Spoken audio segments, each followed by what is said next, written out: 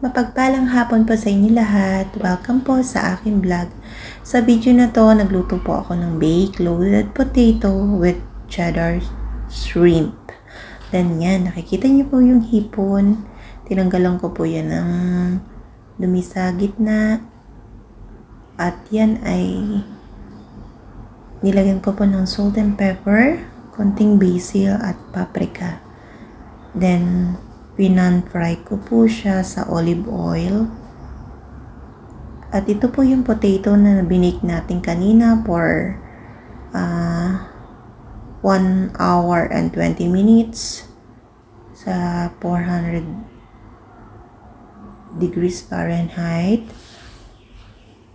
Then, ayan po.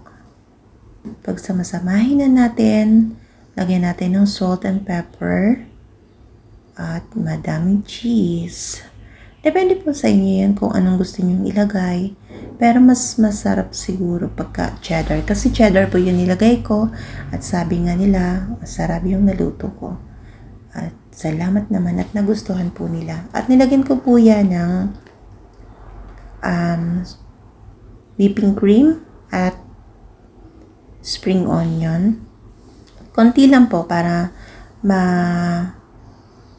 parang kunting lumasa lang po yung spring onion. At yan, ilalagay na po natin yan sa potato.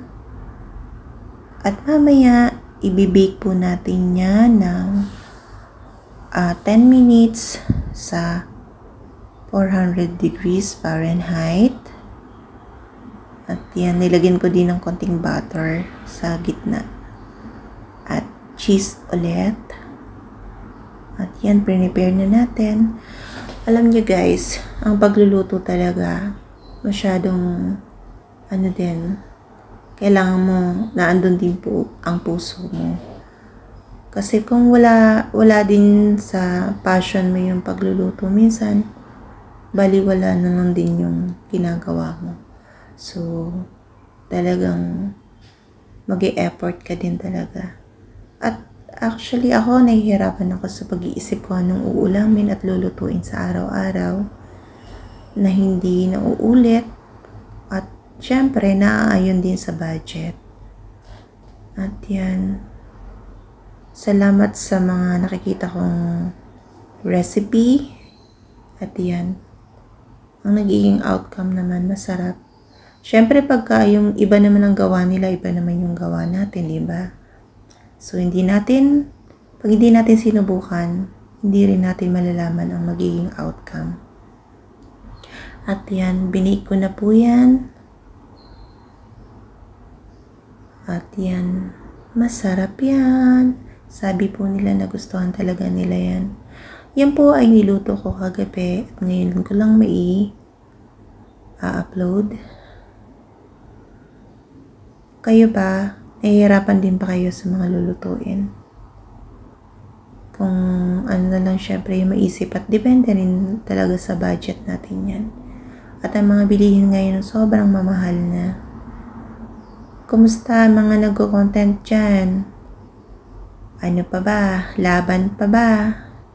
Kulang tayo kahit pababa, pataas na ating dashboard.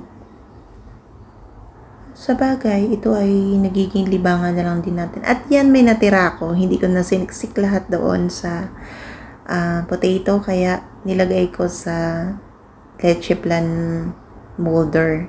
At yan ang aking salad. Ang sauce po niyan ay mayonnaise, mustard, honey, lemon, salt and pepper lang po. At kung nagustuhan niyo yung aking video, paki-like and share. And subscribe. Thank you so much.